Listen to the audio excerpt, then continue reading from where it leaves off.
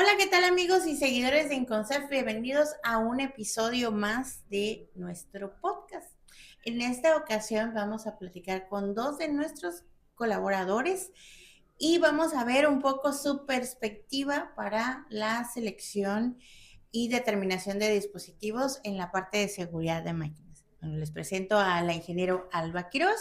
Hola, buenas tardes. Ella es ingeniero bioquímica egresada del Tecnológico de Veracruz ayer apenas, ¿verdad? Pocos años. El micro. Hace poquitos años. Y bueno, el ingeniero Alan Watson, él también es egresado del Tecnológico de Veracruz, recientemente egresado y en unos días vamos a su protocolo de titulación. Vamos, yo ya me apunté y todo, ya saben, uno que no tiene que hacer. Hola, mucho gusto, Alan. Bien, bueno, pues a ambos ya los han visto en los videos, así que vamos a empezar. Bueno, ustedes desde su perspectiva, ¿cómo creen que debemos nosotros prepararnos cuando nos llega un proyecto de seguridad de máquinas? ¿Qué es lo primero que debemos hacer? Bueno, yo creo que primero debemos entrevistarnos bien con quien nos está contratando, ¿no? Para saber exactamente cuál es su necesidad y una vez sabiendo esto, pues le podemos recomendar, ¿no? Lo que necesite en funciones de seguridad o en equipos, en dispositivos de seguridad. ¿Tú qué crees, Alan? Pues, ¿qué es? Yo pienso que como primero debemos de tener una reunión con los equipos que vamos a trabajar. Se puede decir que para saber cuál es el proyecto que hay que tomar y también el alcance que nosotros vamos a tener. Y ya mediante eso podemos recomendar como un análisis de riesgo o un análisis de proceso. Bien, o sea, bueno, ambos dijeron puntos muy buenos. Sí, las reuniones con los clientes son básicas y por supuesto la parte de determinar el alcance. ¿Qué nos ha sucedido con los clientes que nos dicen, mira, yo necesito un análisis de riesgo o yo necesito que vengas y me digas cuáles dispositivos de seguridad debo de comprar? Pero pues necesitamos primero escuchar sus necesidades y después ver qué nosotros podemos proponer. Evidentemente, pues esa parte es el alcance. Hablaba Alan de un análisis de riesgo de proceso. Nosotros nos dedicamos a dos tipos principalmente de ramas de la seguridad funcional. Una es proceso y otra es maquinaria. Y bueno, esa parte también podemos llegar a tener sistemas híbridos. ¿Cuáles podrían ustedes considerar o desde lo que han visto hasta ahora, que es un sistema híbrido? Es decir, que lleva seguridad de procesos y seguridad de máquinas. ¿Quién dice yo? Pregunta de examen, no es cierto. No es pregunta de examen, pero ¿qué piensan al respecto? Yo pienso al respecto que sería igual sería la planta como dice usted, qué proceso puede tener. Por ejemplo, un proceso de polvos en sí, ¿no? Ahí vemos el funcionamiento del proceso, el uso de, por ejemplo, el deshumidificador, y ahí mismo tenemos que ver la maquinaria. Ahí también dentro del análisis de riesgo o de proceso, también podemos ver la clasificación de áreas y cómo se van a clasificar, y mediante eso también siento que hay que tomar muy en cuenta las máquinas. Y ahí también se haría análisis de maquinaria y de proceso, para evaluar el proceso y también las máquinas que se van a utilizar. Me parece muy interesante tu perspectiva, de hecho, más o menos por ahí va, pero creo que quizás no hemos definido bien qué es un proceso. ¿Qué es un proceso?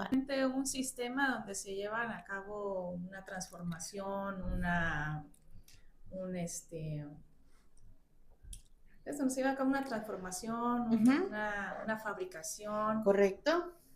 Y entonces, por ejemplo, para las normas o sea, eso ya definimos que es un proceso como tal. Básicamente, en todo el tipo de industria se llevan a cabo procesos. Pero cuando tenemos que estudiar en una misma máquina, colocar normas de proceso y de maquinaria, pues eso lo vamos a definir, por ejemplo, ¿qué estudia la parte de proceso? Decía Alan, ¿no? Pues polvos, explosividad, esa parte nos la marcan mucho las normas de proceso, que en este caso sería la IEC 61511. ¿Y cuándo es una máquina? Pues una máquina es desde cualquier equipo que tenga partes en movimiento. Entonces, obviamente, dentro de las diferentes industrias va a haber partes en donde va a haber este tipo de sistemas híbridos. Y es algo que tenemos que definir también con los clientes. O sea, por eso muchos clientes hasta ahora dicen, no, es que a mí el análisis de riesgo de proceso no me aplica. No, a ver, espérate. Vamos a definir esa parte. ¿Qué es un proceso? ¿Cuál es tu proceso? Y si tienes máquinas involucradas ahí, entonces tenemos que estudiar de los dos lados. Por ejemplo, un horno. Un horno, ¿ustedes cómo lo verían? ¿Como una máquina? ¿Como un proceso o como ambos? Pues sería como ambos, porque por lo regular es un equipo que forma parte de una cadena de eventos en un proceso.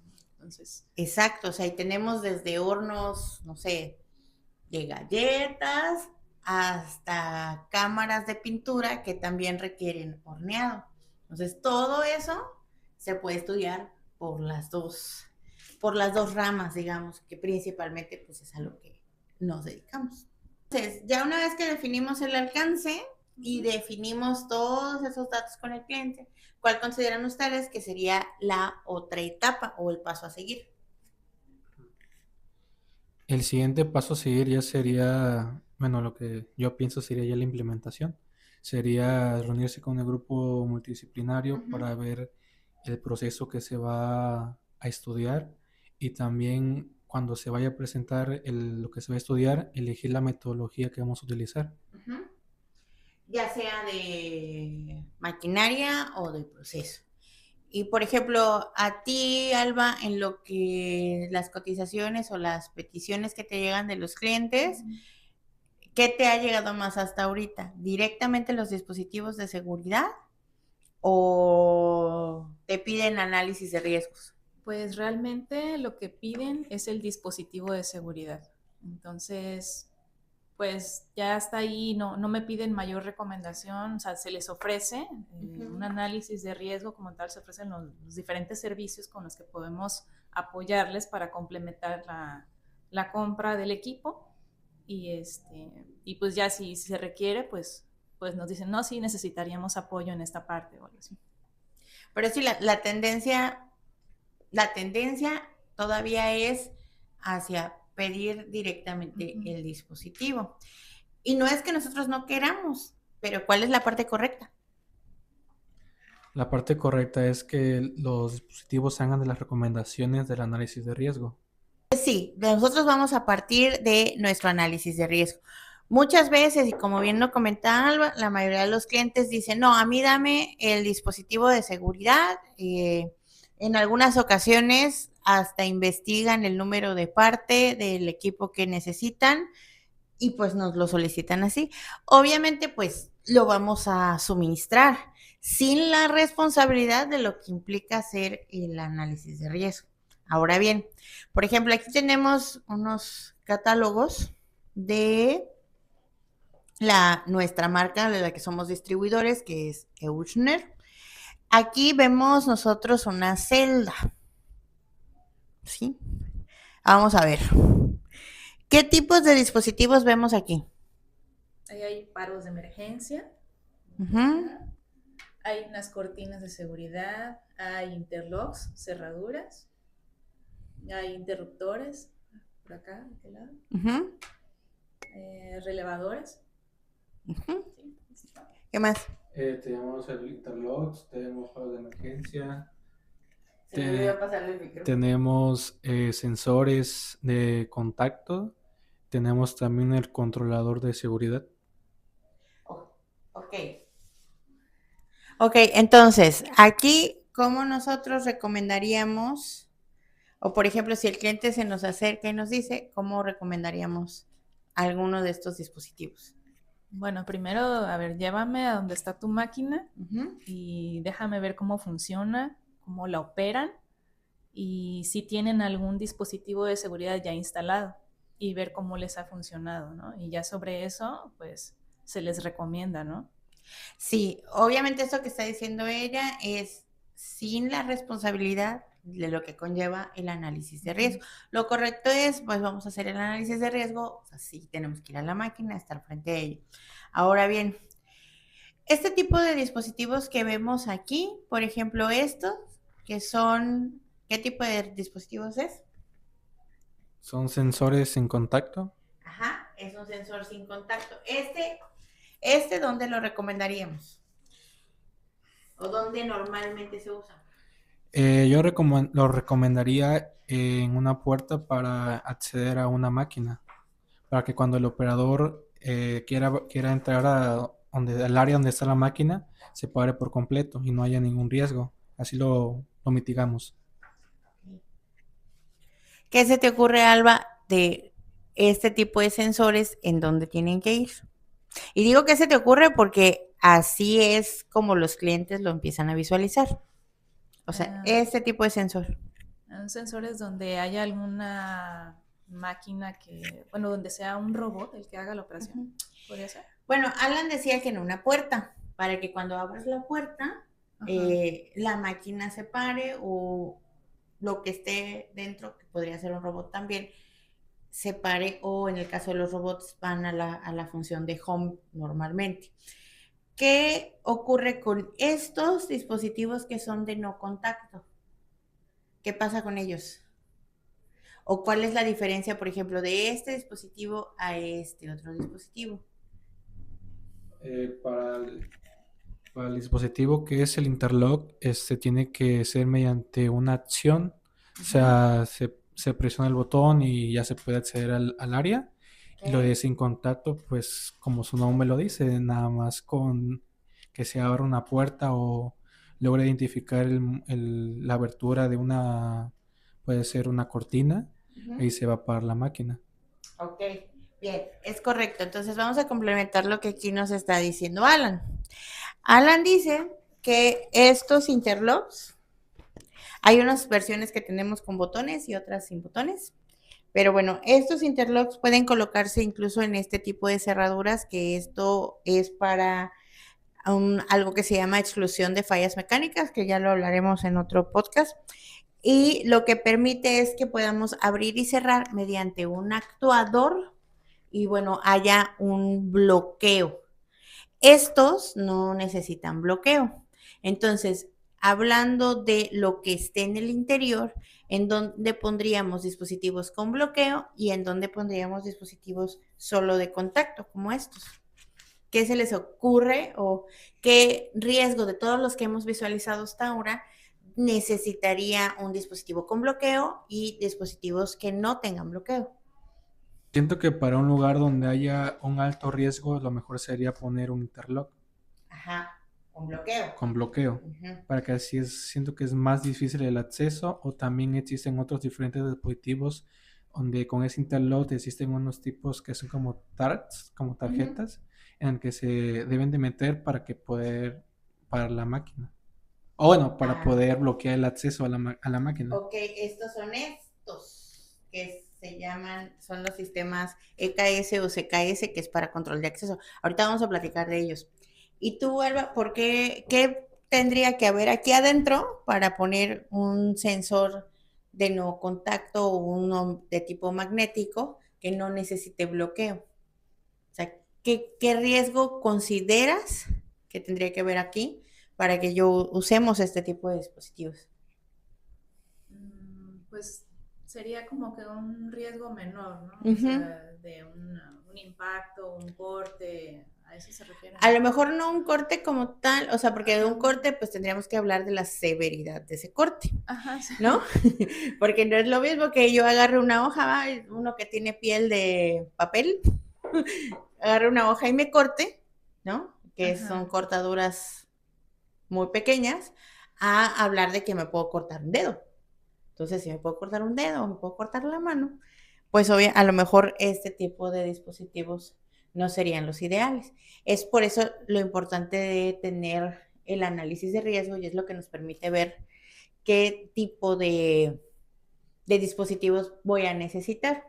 Ahora nos hablaba Alan de estos que están aquí, que a lo mejor no se alcanza a ver en la cámara, pero por acá les van a poner la foto en grande de los dispositivos CKS o EKS.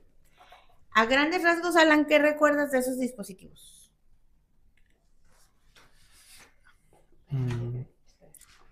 Por lo que recuerdo es que solamente se puede desbloquear, se puede decir, el interlock o el acceso mediante este tipo de, que son como llaves. como llaves, Llaves y la persona que tenga esa llave se hace responsable de ese acceso.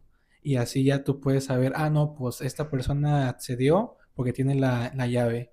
Y es más fácil identificar la persona que está haciendo la actividad, mantenimiento o limpieza. Y ya entra como que en control, más bien, ¿no? Ya En abarca control, funciones de control. en control de acceso y también, bueno, un poco en la parte de seguridad. Existen en el mercado algo que se llama, que quizás ustedes no lo conocen porque no es un producto que tengamos en Euchner. En el mercado se llaman llaves entrampadas, que lo que hace es que nos permite hacer una especie, en algunas aplicaciones, una especie de cascada, es decir, yo voy dejando mi llave a la zona a la que necesito ingresar y cuando pongo mi llave, en el caso de las llaves entrampadas, quitan toda la energía o bloquean todas las energías peligrosas. Con estas llaves se puede hacer algo similar, hay aplicaciones que ya en EUSNet se han hecho de esa manera y como bien dice Alan, la diferencia es que nos ayuda también a tener trazabilidad. En el caso de las llaves entrampadas, yo solo voy, dejo mi llave y bloqueo. Pero en esta, como son llaves o tags programables, pues me permiten saber pues quién entró, a qué hora entró y toda la demás información que yo requiera. O si mi máquina necesita un modo mantenimiento, entonces puedo poner en una de esas llaves, programar solo las funciones para ese modo mantenimiento, llego, pongo mi llave en la máquina y entramos en ese modo mantenimiento y puedo saber quién lo hizo, a qué hora lo hizo y demás. Por eso es que este sistema nos puede permitir tener una mejor trazabilidad y como bien dice Alba, para poder controlar el acceso a nuestras máquinas, ¿no? Entonces, es un sistema bastante interesante y novedoso del que podríamos hablar un buen tiempo aquí en esta parte y nos puede ayudar, por ejemplo, para aplicaciones de Whole Body Access, que ya nos permite dejar a lo mejor ciertas energías, porque todo le vamos a programar aquí, ciertas energías a ciertas velocidades, a velocidades seguras, que también se identifican en el análisis de riesgo. Entonces, bien, ¿qué otro producto tenemos por aquí que ustedes conozcan o que llame su atención? Serían las cortinas de seguridad. Ok. ¿Cuándo, cómo y por qué aplicamos cortinas de seguridad? Cuando tenemos que se trata de una máquina donde tenga el operador acceso a. Ok, ya bien. sea con una mano, brazo o el cuerpo incluso, ¿no? Bueno, en este se ve mejor las cortinas de seguridad. Si ustedes son personas que saben un poco de esto, sabrán que hay diferentes aplicaciones, como bien dijo Alba, y hay algunas más. O sea, por ejemplo, con una cortina puedo detectar la diferencia entre una persona y una caja. Sí, sí se puede. ¿Y sabes cómo se llama esa función?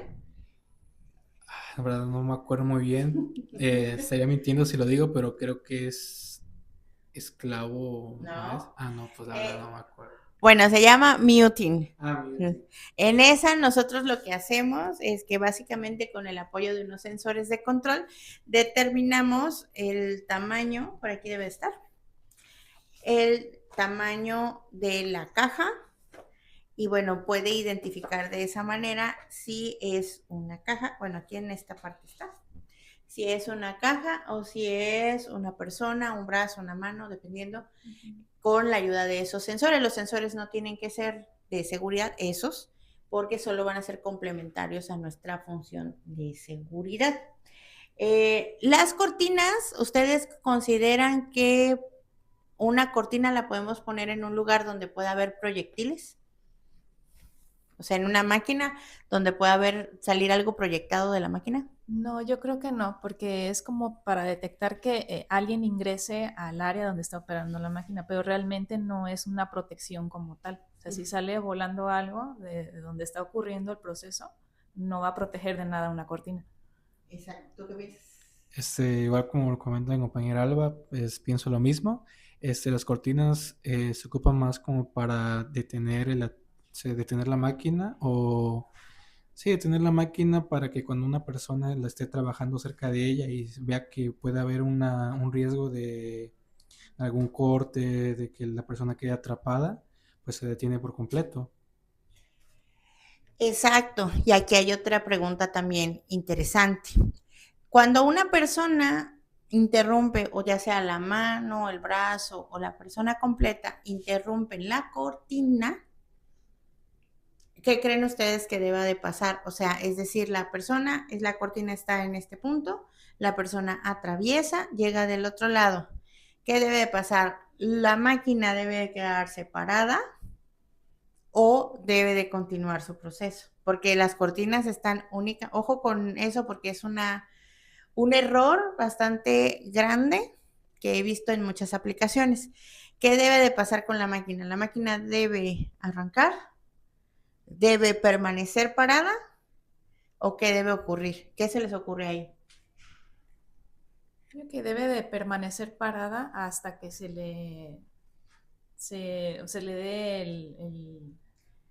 ¿La instrucción? se le dé la instrucción de que debe de reiniciar. Ok, ¿tú qué dices? Igual opino lo mismo, que una vez que la cortina Sí, una vez que la cortina la interrumpas. Ajá, que sea interrumpida, Uh-huh. la máquina se debe detener por completo. Y la única forma en que se vuelva a encender la máquina sea mediante un reset, se puede decir, que el operador desde el HMI la accione y ya vea que esté seguro y pueda estar trabajando en la máquina. Correcto, o sea, en ambos casos están bien. ¿Cuál es el problema con las aplicaciones que yo he visto? Que utilizamos las cortinas no nada más para detectar que algo pasó a través de ellas, sino que las intentan utilizar como elementos de presencia, es decir, estar detectando todo el tiempo que alguien está dentro de la zona de riesgo. Las cortinas, de acuerdo a su configuración, o más bien es cómo nosotros las coloquemos, porque podemos colocarlas verticales, horizontales, en el piso, en la parte de arriba. Eso va a depender de cómo esté la máquina y las necesidades. Si nosotros las colocamos a lo mejor hasta en diagonal, quizás podrían servirnos para detectar presencia. Y entonces sí, ahí sí, hasta que dejen de estar interrumpidas, podrían tener un auto-reset, como es el caso que tienen la mayoría. Pero si no, pues es hasta que la persona salga de la zona de riesgo y tener el reset. Y si no podemos hacer eso, entonces nuestra aplicación no está teniendo el dispositivo correcto. Ahí, en ese caso de que nosotros tengamos que esperar hasta que la persona salga, quizás vamos a perder tiempo de producción y no tenemos el dispositivo correcto. Entonces ahí sería a lo mejor otro tipo de dispositivos que podría ser como estas cosas tan bonitas que tenemos en EOS. Estos se llaman, ¿cómo se llaman? MGB2. Y ahí estuvo dejemos claro que aquí está el tumbaburros, dijeron en mi rancho. Sí, se llaman MGB2 y ¿qué son? Serían como igual el funcionamiento que hace un interlock, de que delimite el acceso a la persona al área. Son cerraduras, básicamente. Básicamente son cerraduras como las de la casa, bueno, ya quisiera yo tener en mi casa una de estas, ¿verdad? Porque allá nuestros amigos de Wushner México, allá en sus oficinas, ellos sí tienen unas de estas en el almacén. Obviamente, pues hay que probar lo que vendemos, así que si me mandan una para mi casa, ¿no? No. Esto es un dispositivo que es modular, que podemos tener ya sea botoneras, con las botoneras que se requieran de acuerdo a las necesidades. Puede ser una para solicitar acceso, que el operador de acceso del otro lado. Esta aplicación es bastante buena. ¿Por qué? Porque a lo mejor ellos están dentro de la zona de riesgo, que en este caso sería como esta celda. Y aquí tenemos, así, aquí está. A lo mejor está dentro de la zona de riesgo, pide acceso, el operador le da acceso, entra, cierra, le avisa al operador, ya cerré, y podemos avanzar. Obviamente también hay otras situaciones, ahí tenemos que ver si la persona se podría quedar encerrada. Si se queda encerrada, entonces, ¿qué tendría que tener este dispositivo? Tenía que tener un botón de pánico. Un botón de pánico, bien, vamos a ponerle otra estrellita. Un botón de pánico, sí, para que la persona no se nos quede ahí dentro de la máquina, ¿no? Entonces, estos dispositivos, bueno, tienen mucha tecnología, capacidades de diagnóstico bastante altas y bueno, también los tenemos en protocolos Safety que permiten pues ya digamos que de alguna manera visualizar una mayor cantidad de fallas y tener una mejor cobertura de diagnóstico. Eso es en la parte técnica, ¿no? Entonces, quizás en muchas aplicaciones en las que hoy hay cortinas, a lo mejor sería tener una puerta con un interlock o con una cerradura. ¿Cuándo vamos a decidir entre uno y otro? ¿Qué se les ocurre al respecto? Yo siento que cuando podemos elegir entre uno y otro sería mediante el análisis de riesgo para ver en qué está haciendo el proceso y qué dispositivos se pueden implementar ahí. Muy bien. Y ahora una última pregunta. ¿Cuándo requiero un paro de emergencia? ¿Qué se les ocurre ahí?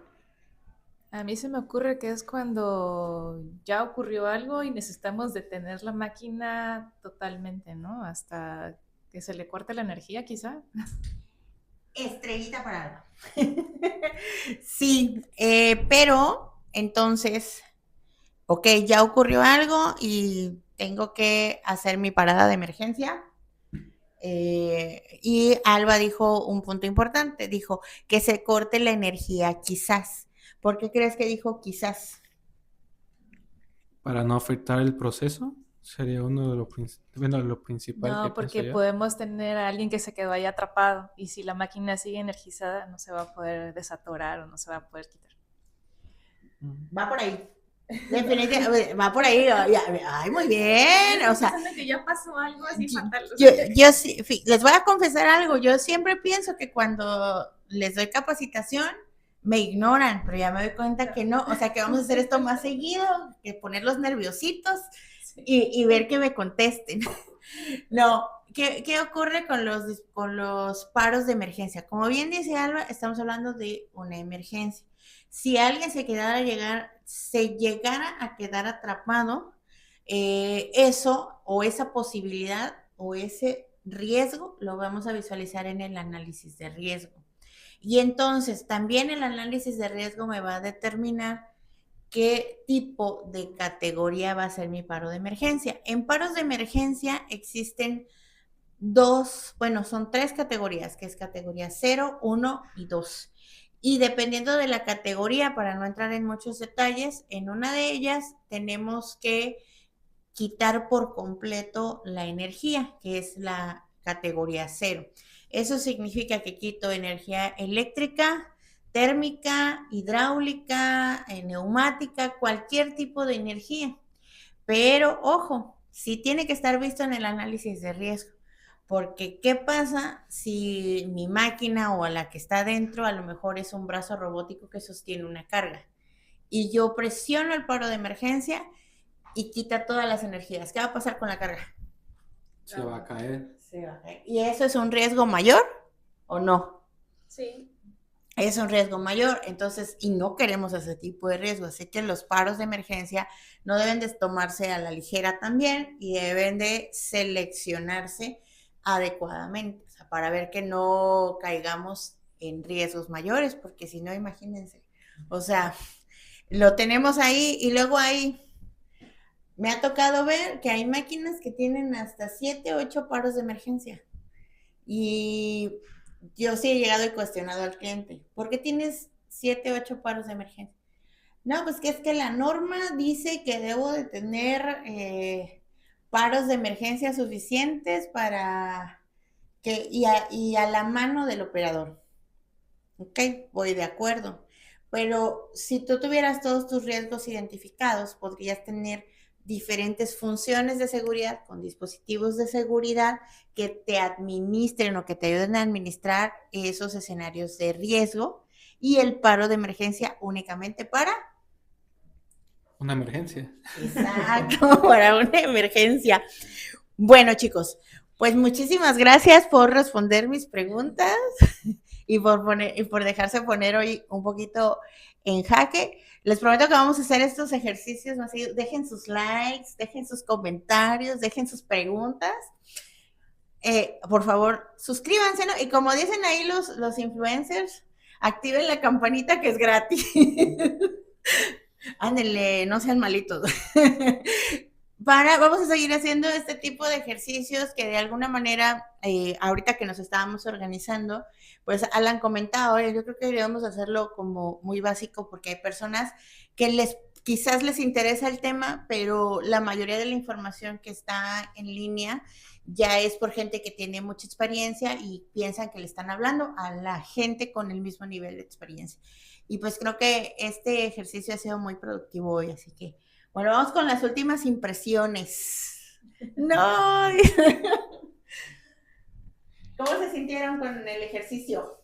Pues me sentí pues bien, igual como todo, ¿no? Cuando haces algo nuevo te sientes algo nervioso, pero pues una vez ya pues dialogando entre nosotros, pues ya te empiezas a soltar y empiezas a recordar pues todo lo que has visto, lo que has aprendido, mediante las visitas a las plantas, mediante las sesiones que has tenido con los clientes, y siento que de todo un poco es muy bueno. Gracias, Alan. Alba. No, pues súper bien porque hay mucho que aprender en este tema y aparte es un tema muy bonito porque todo va teniendo lógica. En algún momento vas aprendiendo y vas diciendo, es por esto, con razón se hace el otro, por eso tenemos que pensar en esto. Y pues sí, pues es muy agradable, ¿no? Aprender de esto todos los días. Sí, no saben lo que es trabajar conmigo. Sí. Bueno, pues muchísimas gracias, chicos, y muchísimas gracias por habernos visto o escuchado. Nos vemos la próxima semana, ya saben, ahí déjenos un like, un comentario, la campanita, suscríbanse y vayan a seguirnos a todas nuestras redes sociales, porque bueno, estamos tratando de mantener un material técnico y dinámico para todos ustedes semana a semana. Así que gracias. Adiós.